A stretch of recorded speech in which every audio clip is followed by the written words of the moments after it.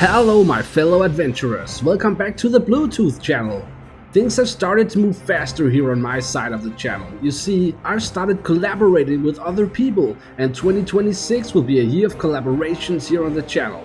Today's video will honor the promise of this concept. Today I won't be showing you cards I've made for the channel, but rather I'm going to show you cards made by another person, one of the people I've started working with, in a sort of community spotlight video. Welcome to the Lords of Outland. Lords of Outland was a custom expansion created by STARFAST. This is a name you're gonna be hearing a lot on this channel in the coming future, and you may have seen STARFAST in the comment section of some of my videos under the name Mudlack. Lords of Outland was shared on the website Hearthstone, and today I'm gonna tell you all about it. Lords of Outland took place on, well, Outland, and it told us about all the powerful beings who had laid claim to this ruined world. They are the Lords of Outland. When I asked STARFAST why he had chosen this theme, he said that he was originally unsure if he wanted to do an expansion about Grim Battle or Outland. He made many of the cards with the Grim Battle theme in mind, but it didn't seem right. He thought about what keyword he wanted to use and he pictured scenarios, summoning a location alongside it. And when he arrived at that, Outland just seemed like the perfect choice. Partly because Outland is such a rich place with multiple storylines and places, but also because he just loves Demon Hunter. Lords of Outland introduced a new legendary exclusive keyword, Lord. When you summon a minion with the Lord keyword, a location will be summoned alongside it, the realm they lord over. The minion and the location worked alongside each other, and you can think of this kinda like the Colossal keyword, but with locations instead of minion appendages. STARFAST wanted to make a big keyword, a keyword like Titan and Colossal that everyone would be excited to play with. He wanted the legendaries to come with their own location, like a true leader with their own place to defend. He made a scenarios card first, and it became the foundation for what cards with the keyword would look like. And after searching online for places in Outland that would best fit each class, he found powerful characters from those locations to be their lords.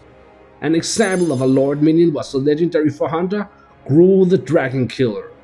Gruul was an 8-mana 7/7 minion with Rush, and he would summon 3 1/1 whelps when played, but they would be summoned for your opponent.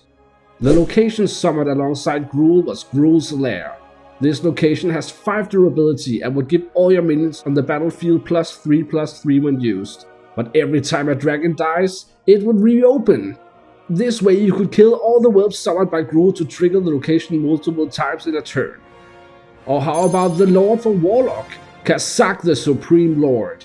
Kazak was a 10-mana 10/10 demon with Taunt and Lifesteal, and when he's on the battlefield, the Burning Legion will discover demons that cost 7 or more from the past. The Burning Legion this refers to was the location summoned alongside Kazak. It had infinite durability, and when you used it, you'd discover a demon. But if you still controlled Kazak, the Burning Legion would also summon a copy of that demon. STARFAST's personal favorite Lord minion was the one for Demon Hunter, the Chosen One. The Chosen One is, well, Illidan Stormrage, the true Lord of Outland. The Chosen One was an 8-mana 7/7 demon, and while on the battlefield he would cost the rightmost minion in your hand to cost 1 mana and the leftmost one to have +5/+5.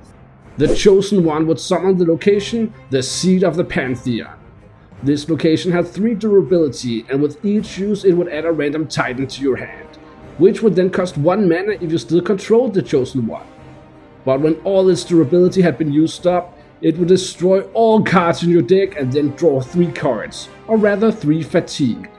STARFAST didn't originally want to make an Illidan minion, because he is the face of the Demon Hunter class, but he realized Illidan had to be in a story about Outland, so he came up with this card which used a different name.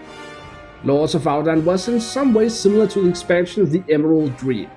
While the Emerald Dream was focused on the Druid class, Lords of Outland was centered around Demon Hunter, and just like Druid's class keyword was shared to other classes in the Emerald Dream, Lords of Outland did so for Demon Hunter's class keyword, Outcast.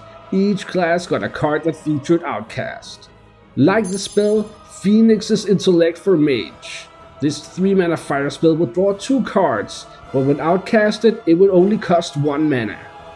Or the warrior weapon, Parrying Blade. This was a 2-mana 2/2 weapon but when outcasted it would gain +1 attack and lifesteal. STARFAST knew he wanted to give outcast to all classes from the start. He took inspiration from the Emerald Dream and thought, if all classes can be Druid, then all classes can be Demon Hunter. Besides, Outland is so big that you're almost certainly gonna be alone and feel outcasted. Lords of Outland came with other new ideas, like the Dormant Death Knight package. This was a deck similar to Hunter's Wild Seed and Demon Hunter's Stretch Seed decks, but with 3 new Dormant tokens. The Snowmental Servant, Dragon Servant and Frosthound Servant. Death Knight got many new cards that could summon these tokens. Paladin also got a unique package, the return of an old archetype, Libram Paladin. Paladin got 3 new Librams that would each have a bonus if their cost was reduced by 4 or more, as well as 2 new cards that would reduce the cost of your Librams. STARFAST's personal favorite archetype was the one for Rogue, which revolved around undamaged minions. Rogue has previously had cards for undamaged enemy minions, but this one was about friendly ones. That was the premise of the expansion, but STARFAST also made a mini-set for Lords of Outland, Shimmering to the Arena. This mini-set was about a portal, somewhere on Outland, the Shimmering Portal, which would lead you to the Outlands Arena. Here you could find the most powerful warriors and hunters of Outland. STARFAST didn't originally want to make a mini-set, but he learned about the Outland Arena from a minigame in Warcraft 3. It inspired him to make a Rexar legendary minion, which was so good that he had to make an entire mini-set around it. Shimmering to the Arena introduced a new Lord legendary minion, Bane Bloodhoof. Bane was a 6-mana 5/5 neutral Lord minion with Taunt, and when he died he would hide inside a friendly location. Then when you used that location, Bane would get re-summoned. The location summoned alongside Bane was the Father's Tomb. This location had 2 durability and would draw a card and give you 5 armor when used. The Lords of Outland Mini-Set also featured another brand new idea. You may remember how Whispang's Workshop featured the Miniaturize keyword, and then the mini-set featured the Gigantify keyword, which was sorta like an opposite to Miniaturize.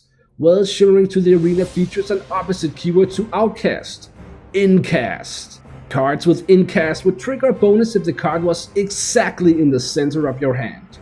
Many of the classes got a card with Incast in the mini-set. The classes that didn't get an Incast card instead got a new type of minion called an Apex minion. This was a new mechanic featured in the mini-set, and Apex minions would trigger a bonus if they were the highest attack minion on the battlefield when played. Here you can see what Apex minions looked like. STARFAST used Gigantify as an inspiration for Incast. He realized the main set didn't have many ideas that could carry an entire mini-set, so he came up with an inverse of Outcast. Then he came up with the Apex mechanic and he built the mini-set around these 2 ideas. Well, that's all I had for you in this community spotlight video. Huge props to STARFAST for coming up with this expansion, and like I said, STARFAST is a name you'll be hearing a lot in the coming future. Thanks for watching, like, subscribe and so on, and I will see you next time.